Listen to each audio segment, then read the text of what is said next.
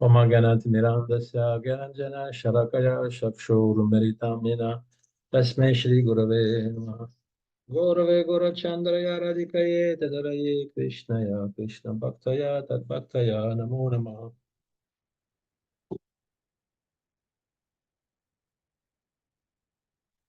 Donc nous lisons toujours le Jivadharma, chapitre 20. Nous étions dans la description de la Vedi Bhakti et nous avons vu les 20 premières euh, qu'on appelle les angas, c'est-à-dire les membres de la Vedi Bhakti, à commencer par accepter un maître spirituel authentique, recevoir de lui l'initiation, se soumettre à ses instructions, les suivre, et ensuite, quatrièmement, marcher sur les traces des grands Vaishnavas.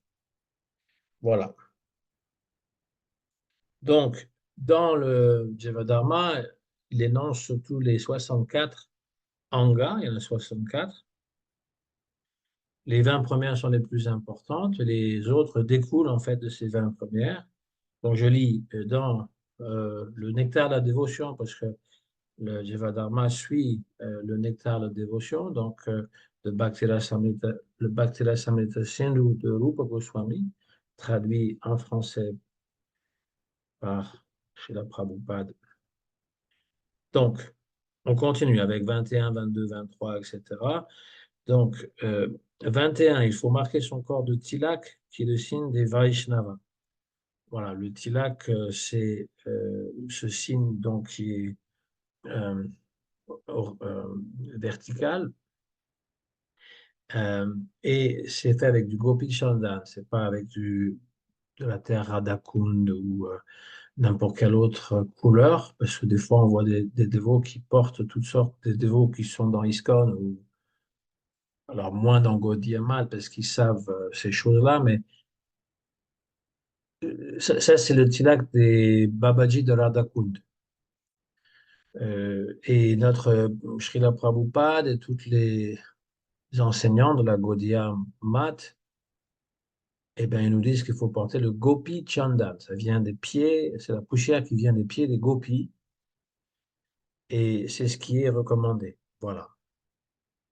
Shri Chaitanya Mahaprabhu, qualifié de Vaishnav, celui dont la vue ravive notre souvenir de Krishna. Donc, le tilak, c'est quelque chose qui nous euh, fait penser à Krishna. En appliquant 22, en appliquant le tilak, on peut également, à l'occasion, inscrire sur le corps les mots Hare Krishna. Ça, c'est ce que Srila Prabhupada dit. On peut mettre d'autres noms de Krishna ou de Radha, si on veut. 23, il faut accepter et porter les fleurs et guirlandes offertes à la Murti et au maître spirituel. C'est du prasad, donc lorsque ça vient des Murtis, du maître spirituel, on l'accepte. On ne devrait pas donner sa guirlande à quelqu'un qui est, comment dire, plus avancé que nous, au gourou ou à une personne qui a un stade plus avancé que nous. Il faut apprendre, alors après 24, il faut danser devant la Murti. Danser devant la Murti, ça fait plaisir à la Murti, ça exprime la joie qu'on a à l'intérieur du cœur, et donc la Murti est contente lorsqu'elle voit cette manifestation. 25, il faut se prosterner, aussitôt que l'on voit la Murti ou le maître spirituel. Il ne suffit pas de faire namasté, il faut vraiment se prosterner. Et lorsque le maître spirituel, il est sur la route et qu'on a des chaussures, il faut enlever les chaussures et se prosterner. 6, il faut se... Alors oui, c'est vrai qu'en Occident, se prosterner dans la rue, c'est toujours un peu délicat. Après, il faut utiliser un peu de jugeote là où on est. 26, il faut se tenir debout lorsqu'on visite un temple de Sri Krishna. 27, lorsque la Murti sort en procession dans les rues, le bhakta doit suivre le cortège. Donc, il y a des processions qui se font. Chez les catholiques, ils font ça aussi, hein, mais disons que et chez les juifs aussi, ils font procession parfois de la Torah. J'ai vu ça quand j'étais à Sarcelles, ils promènent la Torah. En tout cas, dans le temple, ils le font, et dans la synagogue, et ils le font aussi à l'extérieur. Là, il y a des processions où on porte la Murti donc sur un palanquin, sur un char, et il y a des musiciens, il y a des chanteurs, on chante les noms de la Murti. 28. Le Bhakta doit visiter un temple de Vishnu au moins une fois ou deux chaque jour, matin et soir. Alors, si on n'a pas, évidemment, ça c'est quand on vit à Vrindavan, il faut aller voir la Murti dans l'une des nombreux temples qu'il existe. Sinon, quand on a une Murti chez soi, eh bien, donc, aller faire l'artik de sa Murti, offrir la nourriture, etc. 29. Il faut accomplir au moins 3 fois une marche circulaire autour du temple. Quand on est à Vrindavan, voilà, puisque j'habite toujours, quand je vais à Vrindavan, dans le Seva Kunj, c'est-à-dire à côté du Seva Kunj, mais c'est tout l'endroit, en fait, près du Lohi Bazar. Euh, c'est à côté de Radha Damodar. Et donc, Radha Damodar, c'est là où Srila Prabhupada, il est resté pendant 6 ans. Il a sa chambre. Et il y a aussi dans donc, la cour, il y a le samadhi de Rupa Goswami, et son Bhajan Kutir, le samadhi de Bhugarba Goswami, le samadhi quand on fait tout le parikram, donc le samadhi de Jiva Goswami, de Srila Krishnadas Kaviraj Goswami, de Pushpa Samadhi, de nombreux autres, à commencer par Srila Bhaktisiddhanta Sarasvati Goswami Prabhupada. Donc c'était un endroit très particulier. Il y a même aussi une shalagram, une shila, c'est une Govardhan shila avec le pied de Krishna grand comme ça. Et donc, quand on fait 3 ou 4 fois le tour du temple, en allant dans le cimetière des Vaishnavas, etc., et Rupa Goswami, près de la pièce de Srila Prabhupada, eh bien, c'est comme si on faisait le tour de Govardhan déjà, parce que la shila de Govardhan, c'est la même chose. Et en même temps, voilà, moi, à chaque fois que je suis à Vrindavan, je le fais 2 fois par jour, de parikram, matin et soir. Et puis,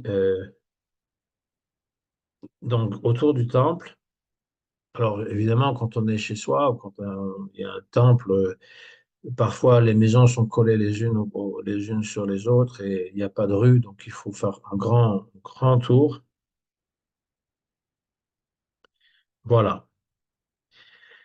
30. Il faut adorer la Murti dans le temple suivant les principes qui régissent cette adoration. Donc, offrir l'arti, les différentes euh, choses qui accompagnent l'offrande. 31. Offrir un service personnel à la Murti. 32. Entonner des chants de dévotion. 33. Accomplir le Sankirtan. 34. Chanter les noms du Seigneur sur le Japamala. Donc, le maître spirituel, il donne une instruction de réciter les noms de Krishna, le Mahamantra sur le Japamala. Et euh, voilà, il y a un nombre prescrit qu'il faut pouvoir faire chaque jour. Euh, 35, faire des offrandes de prière. Euh, 36, réciter des prières connues. Alors, il y a les prières qui sont spontanées, mais c'est mieux les prières qui sont écrites, les stutis, les stavas, parce que lorsque la prière est spontanée, on aura tendance très vite à répéter les mêmes choses et à tomber dans la demande, la prière de la demande. Ce que font beaucoup les chrétiens, il y a toujours des demandes pour soi ou pour les autres. Mais là, il est question des prières de glorification. Il y en a dans la Bhagavad Gita, il y en a le Srimad Bhagavatam. Les Védas sont composés de prières, en tout cas le Rig Veda. Donc c'est récité. Et puis il y a les écrits des maîtres spirituels, de succession, Guru Parampara. Il y a beaucoup. Narottam Das Thakur, Bhaktivinoda Thakur, ils ont écrit de nombreuses prières. Parfois des prières, c'est une demande, mais une demande de service. Lalasa Mai. C'est assez différent que la demande de satisfaction personnelle. Demander à Dieu qu'on puisse réussir dans les affaires ou ou guérir de quelque chose. Ça, c'est une forme de prière personnelle, une prière de demande, mais l'alasamai, ça veut dire une prière de un grand souhait d'accomplir en fait sa dévotion et de grandir dans la dévotion. Un exemple de l'alasamai, c'est Goranga Borite Abe. Parce que ce chant qu'aimait beaucoup Srila Prabhupada, il le chantait souvent, eh bien, il est toujours en train de dire quand donc verrai-je Vrindavan? Quand donc tous mes désirs matériels pourront partir et je verrai le vrai Vrindavan? Pas le Vrindavan qui est couvert par toutes les choses du monde matériel, mais le Vrindavan où Krishna est là avec les résidents de Vrindavan. Quand donc aurai-je la miséricorde de Rupa Goswami, de Raghunath Das Goswami, que je pourrais voir le couple divin, Radha Krishna. Quand donc Nityananda pourra m'accorder sa grâce, et donc ça c'est ce qu'on appelle l'alasamai. C'est une demande avec euh, beaucoup d'insistance pour pouvoir obtenir ce qu'on a envie, mais toujours en rapport avec la bhakti, et la bhakti la plus haute, parce qu'il s'agit de Raganuga Bhakti. Srila Bhaktivinoda Thakur, il a écrit de très nombreux chants dans ce même ordre. Hein, quand donc serais-je complètement enivré par le chant du Saint-Nom et que je danserai comme un insensé, sans considérer le regard des autres, etc. Donc ça, c'est offrir des prières. Et puis, il y a offrir des prières de glorification de la Murti. Comme je te dis, il y en a de nombreuses. Dans la Bhagavad Gita, Arjuna adresse des prières à Krishna, surtout dans le 11e chant. Dans le Srimad Bhagavatam, Kunti Devi, elle adresse des chants tout spéciaux. Et puis Prahlad Maharaj, Dhruva Maharaj, ils vont adresser des prières à leur Ishta Devata. Les Devas aussi, ils offrent des prières à Krishna. Alors ce sont parfois des prières qui sont empreintes de philosophie, de compréhension. Brahma, il offre des prières à Krishna après qu'il ait essayé de prendre Krishna dans la confusion en volant les pâtres et les veaux. Et quand il a vu que Krishna s'était multiplié à l'infini, des pâtres et des veaux, et qu'il a vu que cette multiplication était des formes de Vishnu, il a offert des prières merveilleuses qui montrent, et très philosophiques, voilà, qui font réfléchir. Voilà, ce sont différentes formes de prières. 37. Goûter le Mahaprasad, les aliments consacrés, provenant directement du plat offert à la Murti. 38. Boire du Charanamrita, ce qui a servi à bénir la Murti de matin. 39. Humer le parfum de l'encens et des fleurs offertes à la Murti. Parfois, les fleurs en Occident, elles n'ont aucun parfum. On les respire, il n'y a rien du tout. Voilà. En Inde, elles ont toujours un parfum parce que c'est le pays du soleil, mais parfois ici, il y a des fleurs qui sentent rien du tout. Même des roses qui ne sentent rien. Mais bon, si on n'a rien d'autre, on peut offrir quand même et quand même humer ce parfum parce que Krishna va donner son propre parfum à la fleur. 40. Toucher les pieds pareils au lotus de la Murti. 41. Contempler la Murti avec une profonde dévotion. 42. Accomplir la cérémonie de l'Arti à divers moments de la journée. Donc, différents moments. On a le premier qui est Mangalarti, et ensuite euh, on a lorsque Krishna il est complètement, il a été habillé, baigné, habillé vers 9 heures. Ensuite, on a à nouveau vers midi. Ensuite, on a vers 4 heures. Ensuite, on a à 7 heures. Ensuite, donc il y a 6 ou 7 articles comme ça. Sandhya Arti, ensuite l'arti avant de se coucher, etc. Donc, c'est bien d'assister, si on ne peut pas assister à tous. Ça, c'est les temples, bon, les temples qui sont avec des murtis qui sont importantes ou qui sont installées. Il y a 6 ou 7 artis. Pour nos murtis personnels à la maison, on peut en offrir deux, un le matin, un le soir. avec l'encens, avec la petite flamme, avec tout ce qu'on peut offrir à la Murti.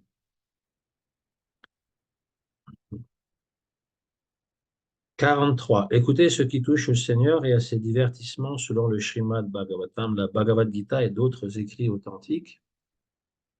44. Priez la Murti qu'elle nous confère sa miséricorde.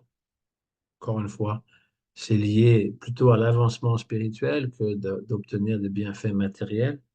45. Se souvenir de la Murti, on peut, euh, dans la journée ou avant de s'endormir, voir la forme de Radha Parishishwara, par exemple. Moi, c'est les premières murtis que j'ai vues de Krishna, hein. C'était Jagannath, Baladev, Subhadra, les premières que j'ai vues, avant même que les murtis de Radha Krishna soient installés. Mais sinon, Radha Parishishwara, parce qu'il a une Radha et Krishna, ils ont euh, un sourire particulier, un regard particulier.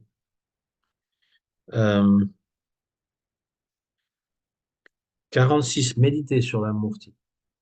47, offrir spontanément ses services au Seigneur. 48, concevoir le Seigneur comme son ami. 49, tout offrir au Seigneur.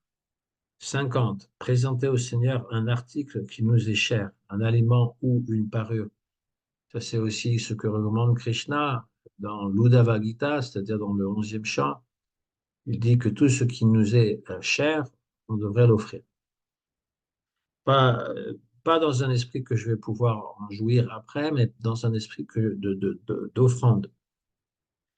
51. Il faut être prêt à affronter tout risque et à entreprendre tout effort requis en vue de plaire à Krishna. Chez la Prabhupada, il se donne lui-même en exemple dans la prédication.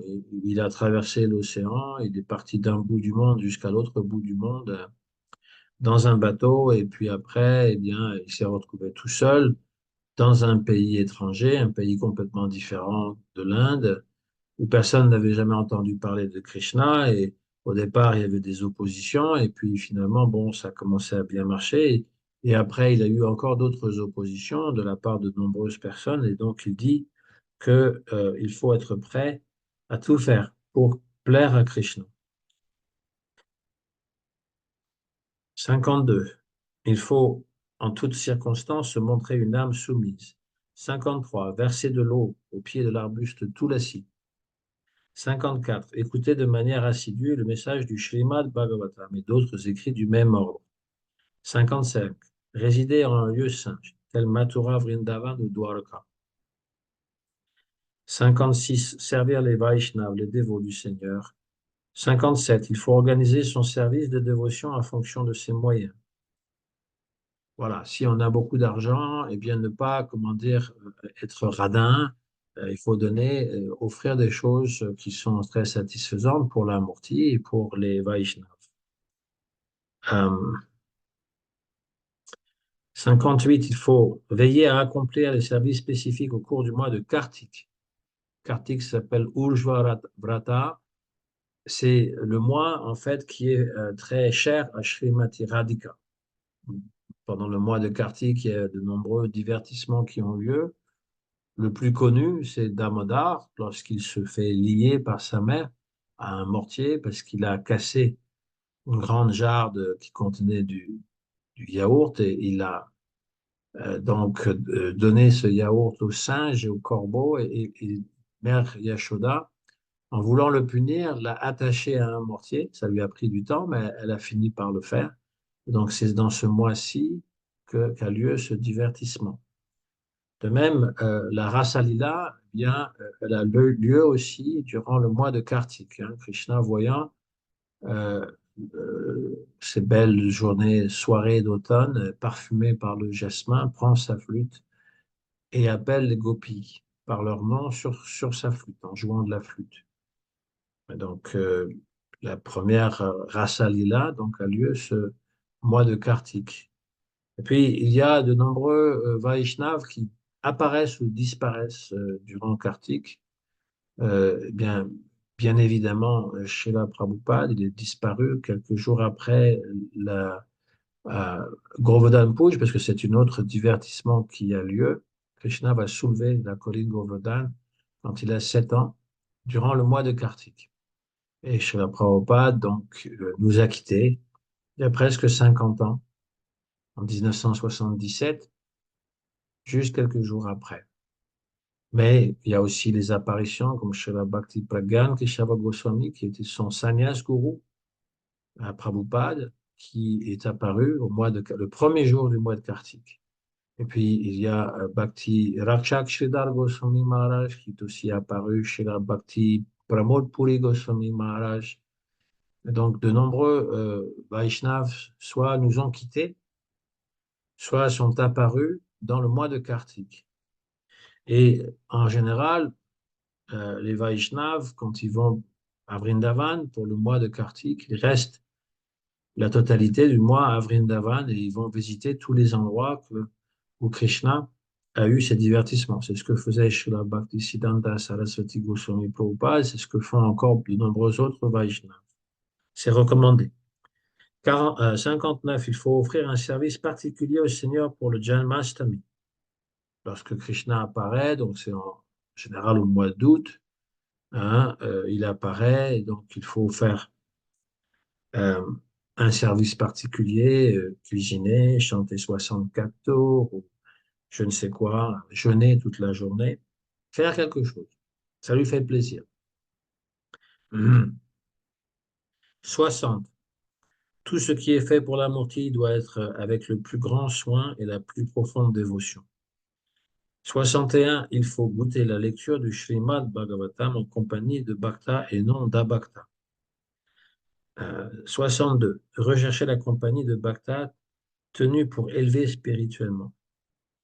63. Chanter les saints noms du Seigneur. 64. Vivre dans la région de Mathura. Les 5 derniers angas de la Bhakti sont les plus importants parce qu'ils résument tous les autres.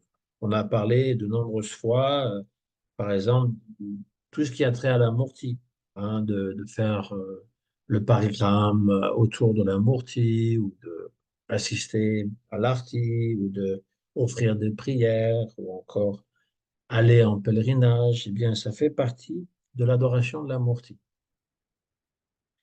Et donc, il y a tout ce qui a trait à ce qu'on peut faire personnellement pour sa propre Murti, ou dans un temple, de Vrindavan, dans l'un des 7 grands temples de Vrindavan que les Goswamis ont inauguré, que ce soit donc Radha Govinda, Radha Raman, Radha Gopinath, euh, Radha Damoda, Radha, euh, Radha Shyam Radha Madan Mohan, tous ces temples-là, euh, eh bien, de leur rendre visite, d'offrir des prières, de faire le tour de la Murti, parce que en Inde, en fait, on n'a pas besoin de faire le tour avec les rues, etc., puisqu'il y a toujours un parikrama autour de la Murti.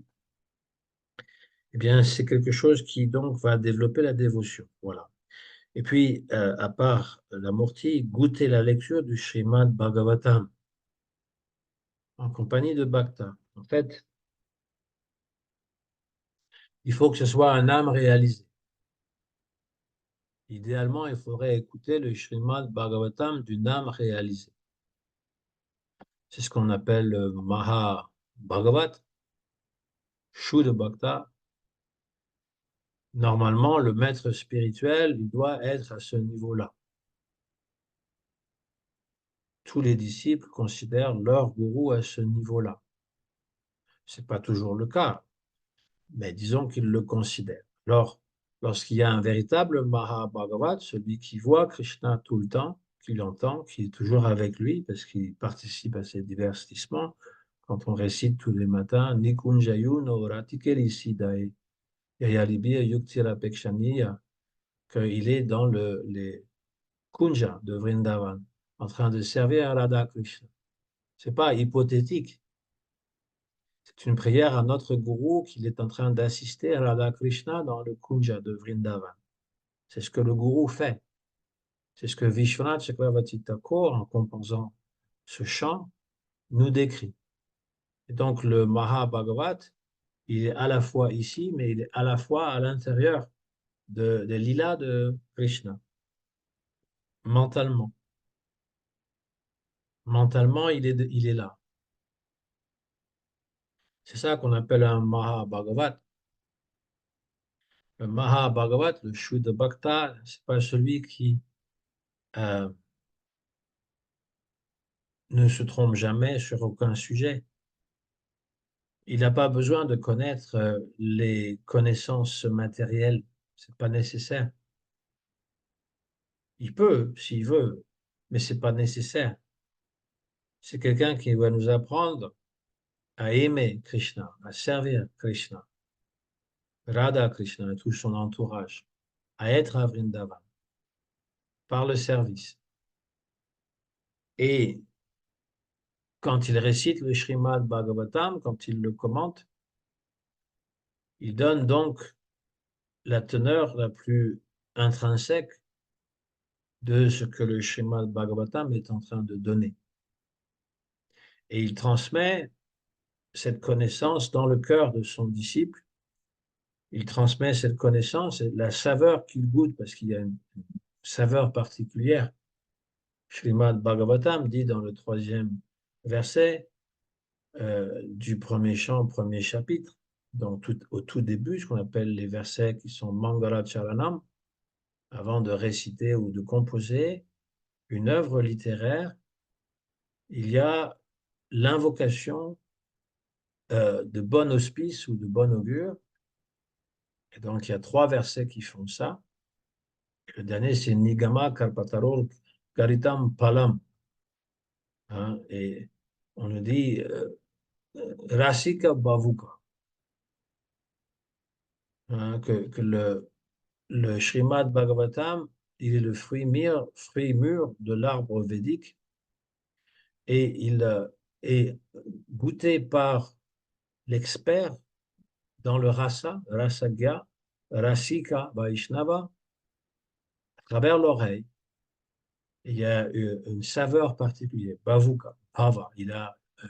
À la fois, il a du rasa, il expérimente le rasa, et en même temps, il fait l'expérience des bhava, des symptômes d'extase va décrire chez la Bhaktivinoda Thakur et chez la chez la Rupa Goswami dans son Bhakti Rasamrita Sindhu et Bhaktivinoda Thakur dans son Jeva Dharma. Donc, c'est d'une personne comme ça qu'on devrait écouter le Srimad Bhagavatam, idéalement. Si ce n'est pas possible, alors écoutez d'un Vaishnav aîné qui est plus ou moins établi sur le Madhyam, qui est Madhyam Adhikari. Un Madhyam Adhikari, il comprend les Écritures, il peut guider les personnes, il a l'intelligence, il a la connaissance, il a l'expérience aussi des années, mais il n'a pas une pleine réalisation. Il ne peut pas donner Krishna Prema, mais il peut donner ce qu'il a, à savoir un enthousiasme à apprécier les divertissements de Krishna, à s'en rappeler. Donc, il a cette capacité-là. Donc, quand on écoute d'un Madhyama Adhikari, à défaut d'écouter d'un Uttama, eh bien, c'est quelque chose aussi de très valable, très particulier, ça va nourrir notre bhakti. À défaut d'avoir un Madhyama Adhikari, donc les gens qui suivent un Shuddha Bhakta, qui répètent ce qu'il a dit de façon honnête et sincère, et dans la compagnie des Vaishnavas, hein, c'est aussi quelque chose de valable.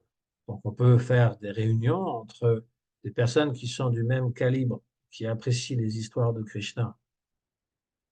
À défaut, évidemment, c'est des réunions de personnes qui sont tout à fait nouvelles, mais les gens qui sont tout à fait nouveaux au service de la dévotion, à la bhakti, peuvent interpréter de façon erronée ce qui est dit parce qu'ils n'ont pas entendu suffisamment ce qu'un Shuddha Bhakta a dit, ni n'ont connu de Shuddha Bhakta. Et la chose à éviter, c'est d'écouter ces histoires de quelqu'un qui n'a aucune bhakti. Ça, c'est vraiment l'échelon le plus bas. Quelqu'un qui finalement, un impersonnaliste, un mayavad ou un athée, et qui se met à raconter les histoires de Krishna ou qui va commenter le Srimad Bhagavatam d'une façon tout à fait erronée, parce que leurs mauvaises interprétations vont nous contaminer. Quand vous écoutez les critiques, quelqu'un critiquer Krishna ou le maître spirituel, si vous ne dites rien, si vous ne faites rien, si vous ne partez pas, eh bien tout ce qu'il dit peut contaminer votre esprit, votre cœur, parce qu'ils sont très experts à semer le doute. Et donc, on peut très bien après dire, eh oui, pourquoi pas, il dit telle chose, et puis pourquoi pas. Je vois ça maintenant, aujourd'hui, avec les livres de Prabhupada, les gens qui ne s'adressent pas aux disciples de Prabhupada, parce que ce sont ceux qui sont le plus aptes à expliquer ce que Srila Prabhupada a écrit et pourquoi, ils interprètent selon les goûts du jour et ils vont dire, ah, ça, c'est pas du tout bien, il parle mal des femmes, il dit des choses qui sont plus justes, il faut corriger tout ça. Mais un dévot néophyte, quelqu'un qui n'a absolument aucun respect pour Srila Prabhupada ne peut pas corriger Srila Prabhupada. Ça n'a aucun sens. Si on veut comprendre, si on lit quelque chose qu'on ne comprend pas, il faut poser des questions à ceux qui connaissent Prabhupada. Ça me semble très logique. Et donc, d'écouter ce que ces gens-là ont à dire peut contaminer notre cœur.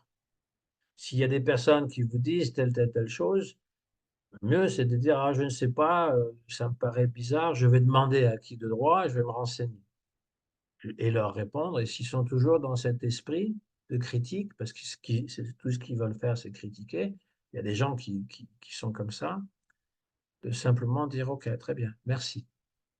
Pas rester avec ces gens-là, ça sert à rien. C'est un peu comme l'offense d'instruire quelqu'un qui n'est pas intéressé.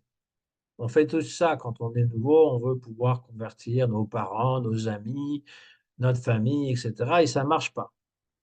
Ils ne sont pas intéressés, et même des fois, ils sont même carrément hostiles. Pour eux, ça peut leur paraître insensé, toutes ces choses, ou très puériles, ça ressemble à des histoires d'enfants, ou je ne sais trop quoi. Et donc, on commet des offenses quand on instruit quelqu'un qui n'est pas intéressé, ou quand on écoute quelqu'un qui finalement est critique envers le gourou ou Krishna. Donc, il faut éviter, c'est marqué aussi, il faut éviter l'association des abhaktas. C'est ce que Sri Chaitanya Mahaprabhu, il avait dit hein, qu'il faut absolument éviter l'association des abhaktas. Donc, écouter le Srimad Bhagavatam de telle personne et rechercher la compagnie de bhakta tenue pour élever spirituellement. En fait, dans le sanskrit, Sajatiya Snigdha Beda, euh, le pur Vaishnav, la compagnie de Sadhu Sangha, la compagnie du dévot plus avancé, il devrait être euh, euh, Sajatiya, dans le même, comment on dit ça, la même façon de penser, le même sentiment, et Snigdha, affectueux, et plus élevé. C'est ça l'association.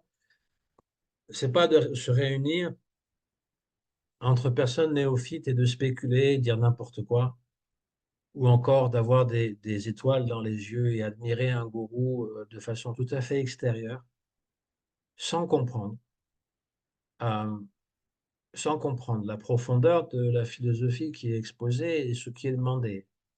C'est-à-dire avoir développé seva vritti, un désir de servir.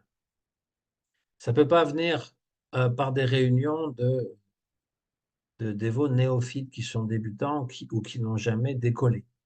C'est-à-dire qu'ils restent toujours au même plan et qui ne comprennent pas la philosophie ou encore qui n'apprécient pas les Vaishnavas. Donc ils sont incapables de dire qui est plus avancé qu'eux parce qu'ils ne s'y intéressent même pas.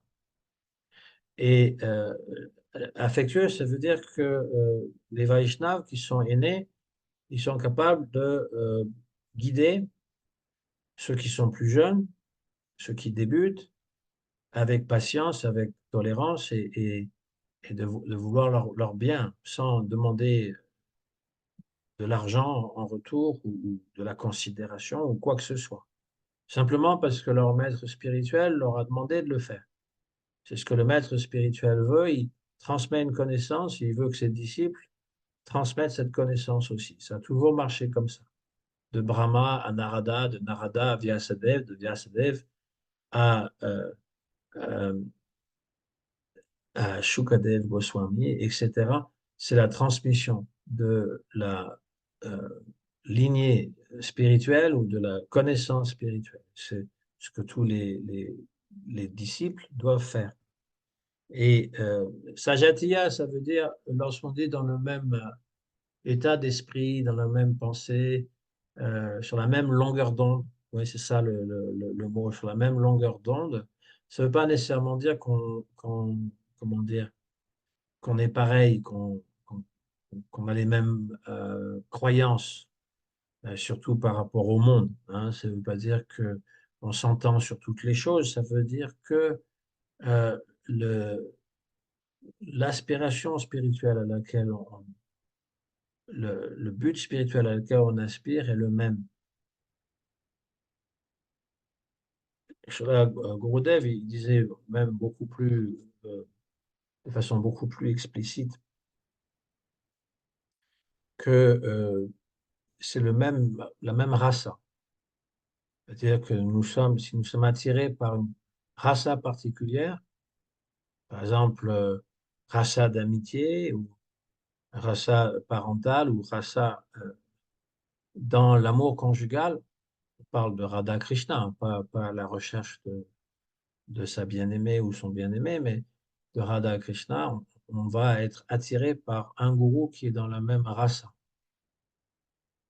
Ça mérite d'être réfléchi, puisque parfois on n'est pas très au clair avec ce genre de choses.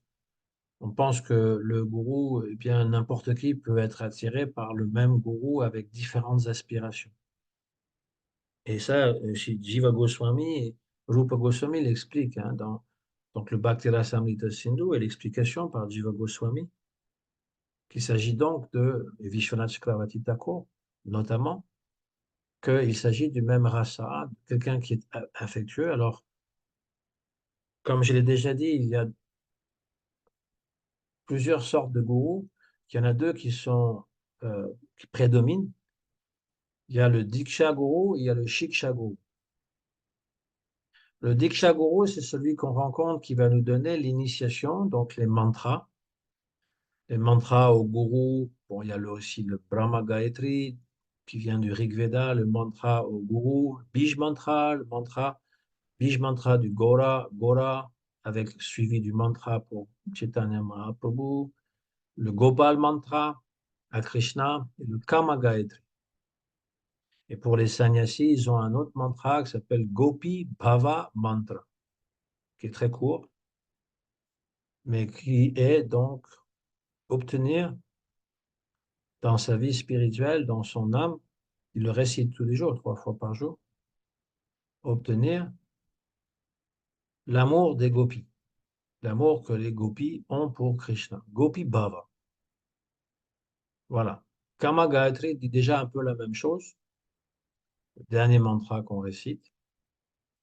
Et donc, ces mantras, ils sont faits pour purifier notre cœur, pour qu'éventuellement, lorsque nous sommes libres de toute forme d'offense ou saint nom, on peut réciter les saints noms et vraiment goûter à ce nectar de Hari Krishna et Hari Ram. Donc, rechercher la, la compagnie des bhaktas, en fait, ça comprend les 5 derniers. Donc, les 5 derniers angas résument tous les autres, hein. C'est de adorer la Murti, écouter le Srimad Bhagavatam d'un pur bhakta, rechercher la compagnie d'un pur bhakta, chanter les saints noms du Seigneur vivent dans la région de Mathura, c'est-à-dire à Vrindavan. Et donc, faire tout cela en compagnie de pur bhakta. Même le chant du Saint-Nom, s'il n'y a pas de pur bhakta, il ne va pas purifier le cœur. Ce n'est pas le Saint-Nom qui est fautif, c'est nous.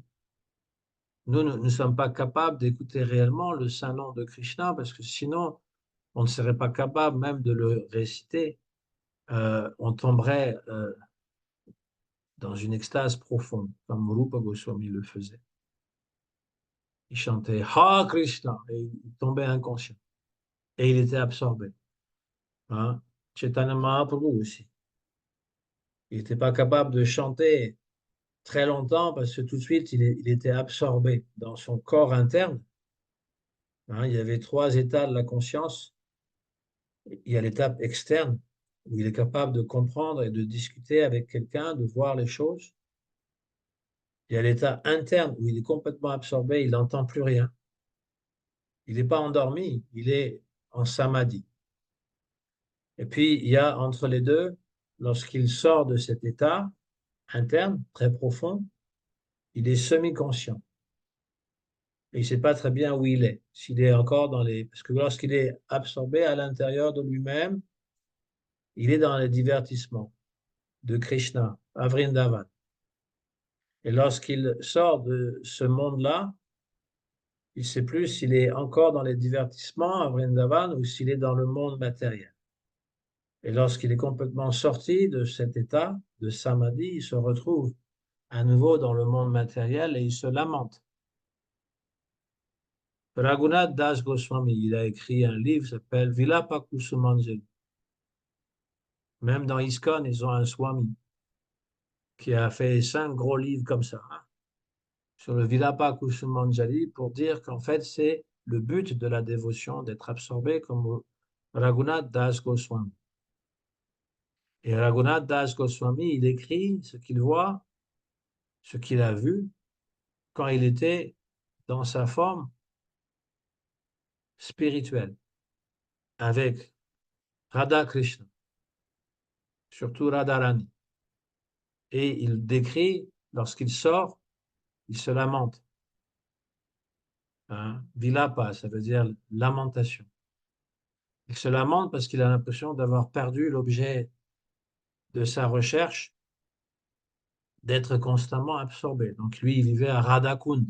Il a vécu de nombreuses années, 12 ans ou 18 ans, en compagnie de Chaitanya Mahaprabhu à Jagannath Puri.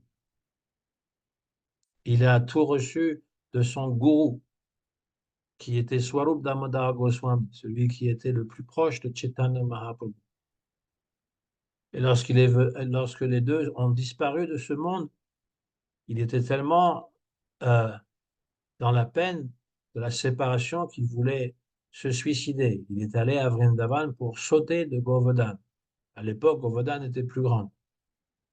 Mais Sri Rupa Goswami, Sri Sanatan Goswami, Sri Jiva Goswami étaient toujours vivants à Vrindavan et ils lui ont dit, tu as eu tellement d'associations avec Chaitanya Mahaprabhu, tu ne peux pas te suicider, tu ne peux pas abandonner tout. Il faut que tu puisses nous raconter ce que tu as vécu.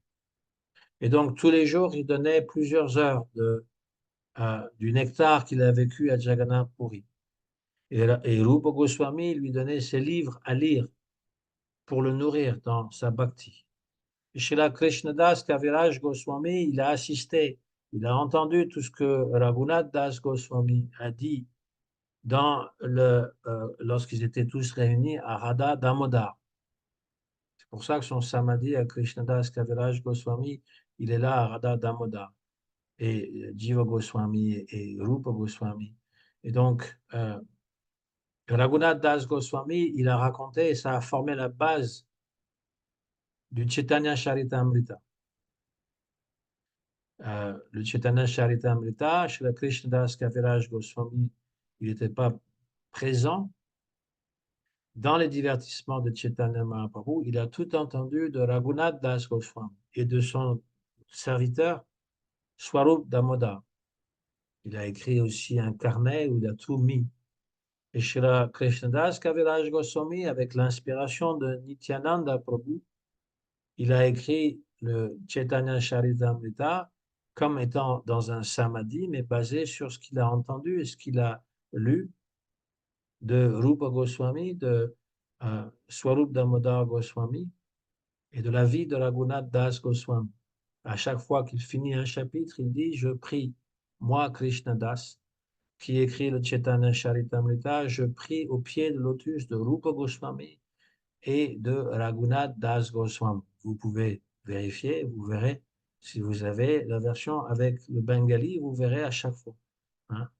Rupa Raghunath Pad, Yarahash, Krishna, Chaitanya Charitamrita, Kahe Krishna Das. Ça finit toujours comme ça. Et donc, ça, c'est la façon de être avec le pur bhakta. Et puis, chanter les 100 noms du Seigneur, comme je l'ai dit, il faut les chanter Shuddha Bhakti. On verra plus tard quelles sont les offenses au Saint-Nom. Et vivre à Vrindavan. Vivre à Vrindavan, c'est très important. Il y a beaucoup de dévots qui vont vivre là-bas, hein, beaucoup d'anciens dévots qui vont vivre à Vrindavan ou à Mayapur, parce qu'il n'y a pas de différence entre Vrindavan et Mayapur. Mayapur même est plus miséricordieux, parce qu'il ne compte pas les offenses, alors qu'à Vrindavan, on peut faire des offenses aux dames. Mais quand on vit à Vrindavan, c'est pour s'absorber dans la contemplation de Krishna et de ses lilas. Parce que le dévot, donc, il fait Shravanam, Kirtanam, Vishnu Smaranam. Et se rappeler de Krishna, c'est aussi un anga de la bhakti. Et on peut se rappeler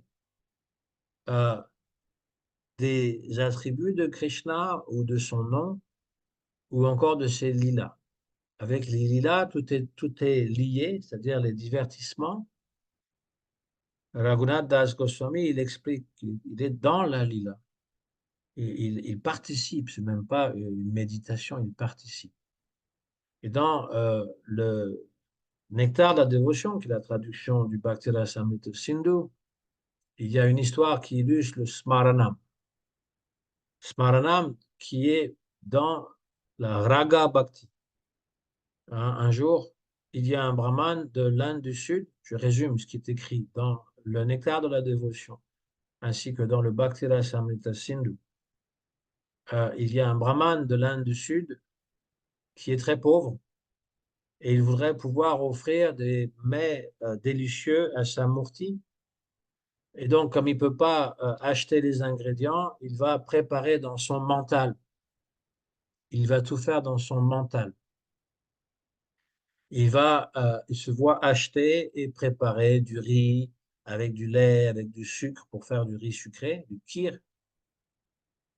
Et il est en train de tout préparer et à un moment donné, il se demande si tout ça est bien cuit et que voilà. Et donc, parfois, lorsqu'on cuisine, on peut prendre une partie de ce qu'on cuisine pour le goûter.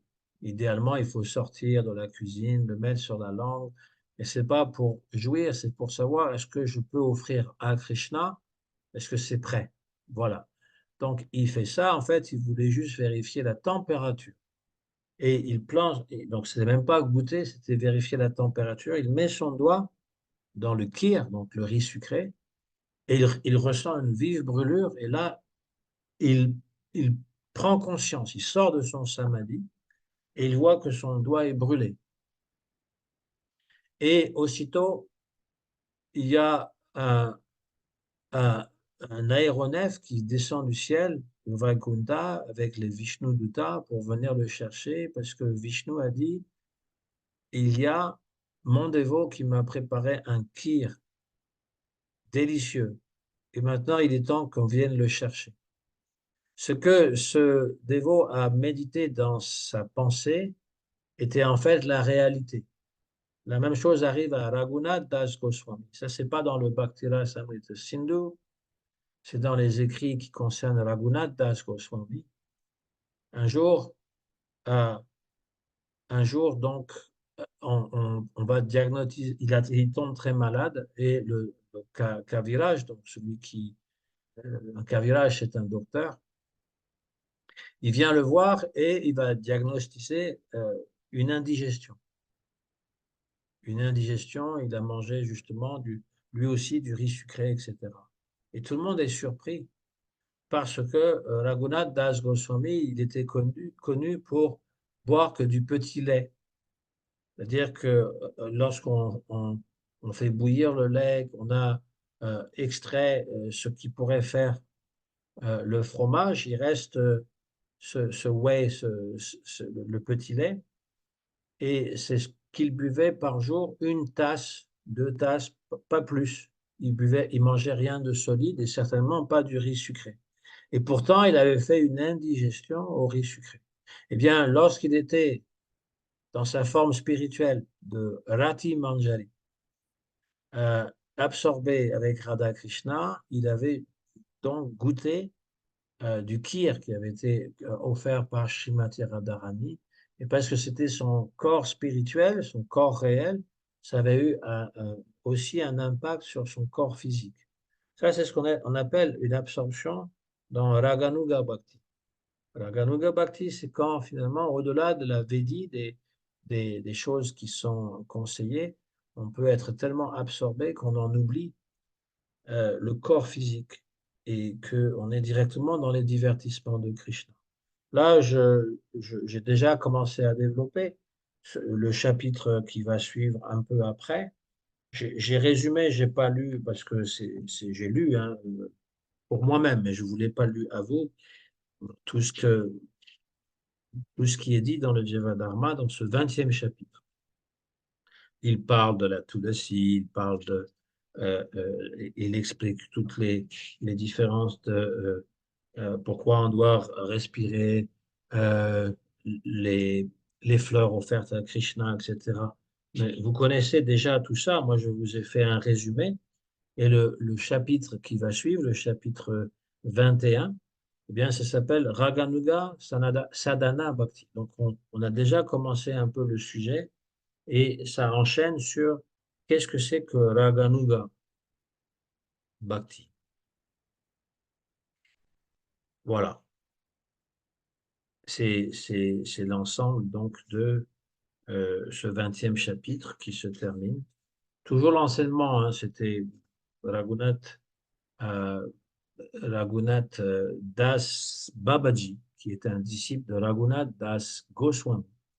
Il a connu Raghunath Das Goswami et qui parle donc à Brajanath, qui était autrefois un euh, logicien, un professeur de logique.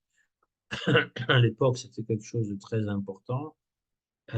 Et Vijay Kumar, qui est un brahmana aussi, et qui enseignait, ou plutôt qui faisait la récitation du Srimad Bhagavatam, de Bhagavad Saptaha.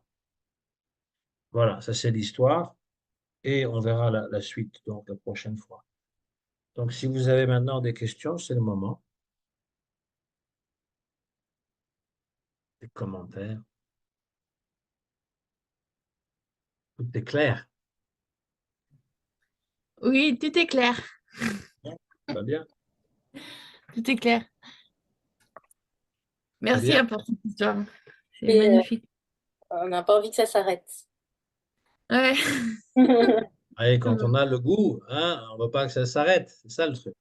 Il y a plein d'histoires, il y a plein d'histoires comme ça dans les Sri Chaitanya Charitamrita. Ouais, Et bien c'est sûr. magnifique.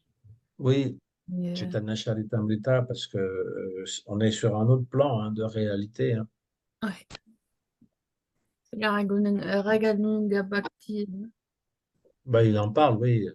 Il en parle, Krishnadas Kaviraj Goswami, dans le Chaitanya Charitamrita. Chez la Prabhupada, il disait il faut commencer par la Bhagavad Gita dans la lecture, parce que dans la Bhagavad Gita, il y a absolument tout la philosophie de base. C'est-à-dire que pour comprendre qu'on n'est pas le corps matériel ni le mental, mais qu'on est une âme spirituelle et que l'âme ne meurt pas. C'est déjà très rassurant de savoir ça.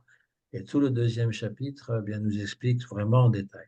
Après, on parle de Paramatma, on parle des avatars, il y a toutes sortes de choses, les vibhutis, toutes les manifestations, la bhakti, le karma, on parle de beaucoup de choses pour faire de la bhakti la chose la plus importante. hein, et pour Krishna, donc ça culmine dans ce fameux verset Sarvadharmam Parityaja Mamekam Sharanam Vraja. Soumets-toi à moi. Aham Vam Sarvapapebhyo Mokshayi Shamima Shucha. Je te libérerai de toute faute, n'aie pas peur. Prabhupada le citait systématiquement, ce verset. C'est vraiment le verset le plus important. Sarva Dharman, tous les dharmas, toutes les obligations. Parityaja, abandonne-les et soumets-toi à moi. Alors ça, c'est la partie plus difficile parce qu'il y a des gens qui sont capables d'envoyer promener toutes les obligations sociales, mais ils vont pas se soumettre, ils vont être dans leur fantaisie. Se soumettre, ça veut dire être absorbé dans le service, dans la dévotion, dans le souvenir de Krishna, chanter. Voilà, chanter tout ce qu'on vient de dire, en fait. Voilà. Ensuite, lorsqu'on a bien maîtrisé la Bhagavad Gita, c'est pas qu'on arrête de la lire, mais on peut lire le Srimad Bhagavatam en compagnie des Vaishnavas et essayer de comprendre aussi la profondeur des textes pour culminer dans les histoires de Krishna à Vrindavan, dans le 10e chant. Hein. Et le 11e chant, c'est toujours Krishna qui parle, mais qui parle un peu comme dans la Bhagavad Gita, c'est un peu un résumé, à nouveau une autre présentation de la même catégorie. Il y en a un qui s'appelle Krishna parle à Arjuna dans la Bhagavad Gita et dans la Uddhava Gita, il parle à Uddhava. Et puis finalement, après le Srimad Bhagavatam vient le Chaitanya Charitamrita. Parce que là, on comprend les races. On comprend qu'est-ce que Chaitanya Mahaprabhu était venu goûter. Voilà. C'est comme ça l'ordre. Et ce qui me donne envie, c'est d'aller à Vrindavan, quoi, voilà. Oui, il Ça faut aller à passe. Vrindavan. Je Il faut y pense que aller c'est ça qui à la bonne m'appelle. saison. Là, mai, juin, c'est Ouais, trop chaud. Il fait beaucoup bah trop chaud. oui. Non, mais ça se prévoit à l'avance. Oui, Ça ça se se prépare. programme. Ça Ouais, se ça se... prépare.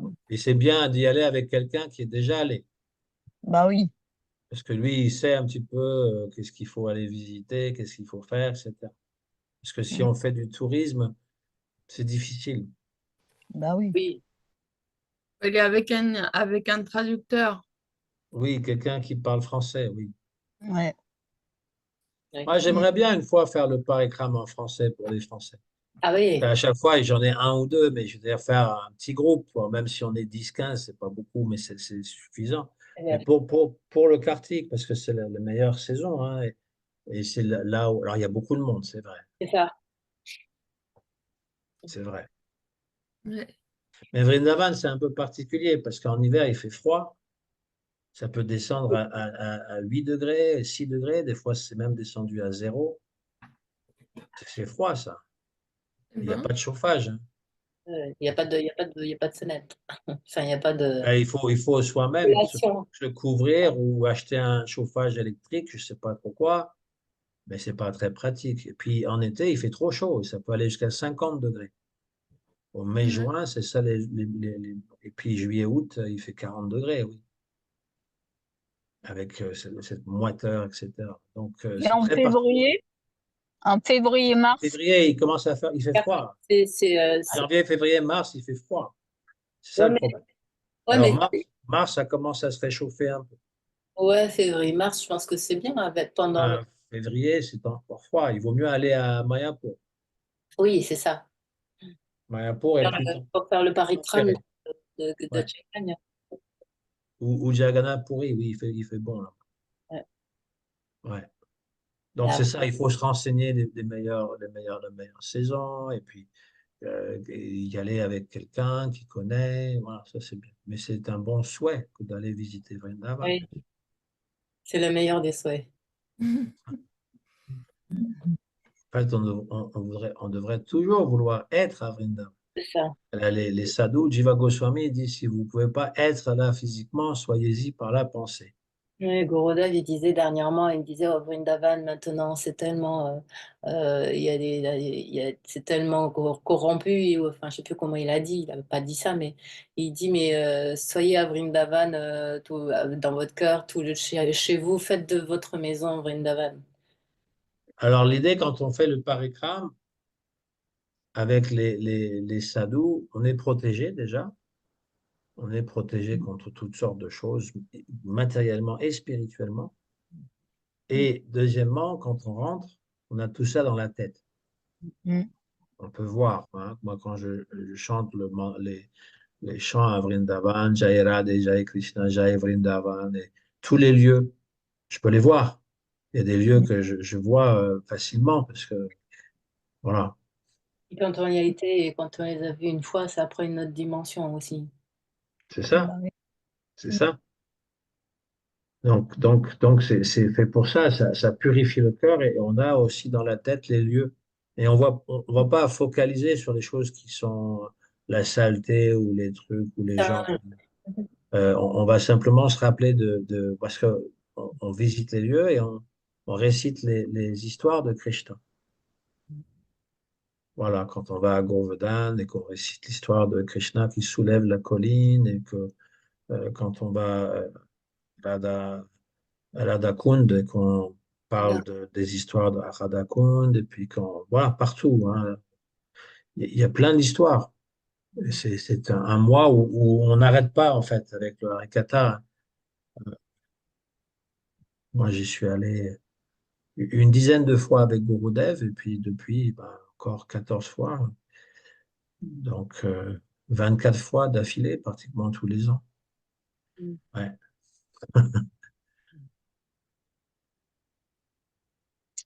Puis avec Prabhupada aussi, j'ai fait deux fois. Mayapur, Vrindavan. On faisait ça. L'époque, c'était festival de Mayapur. On allait à Mayapur. C'était beaucoup plus désertique à l'époque, hein. Il n'y avait pas toutes les machines. Et Vrindavan, c'est pareil. Il n'y avait pas de, il y avait aucune voiture, même des rickshaws et tout ça. Il n'y avait pas beaucoup de construction. C'était encore le petit village. Donc, je l'ai fait. Donc, après avoir fait Mayapur, on allait à Vrindavan. C'est comme ça qu'on faisait à l'époque de Prabhupada. Je l'ai fait deux fois, 76, 77.